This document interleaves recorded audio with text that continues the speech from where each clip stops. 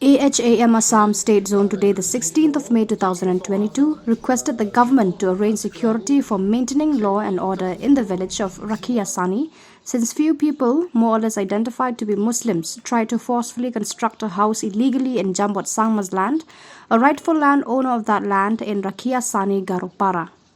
Jambot tried to stop them, but they instead threatened him and cut down all the areca nut plantation in his land.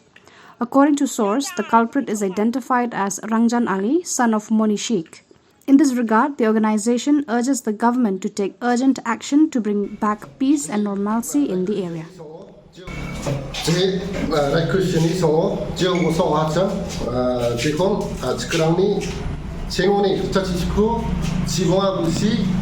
Rawit porkayamna songdong achawe bayacham wa dia prangko ronjonali mungba mande mejalo riangemna wi bora podin ppmna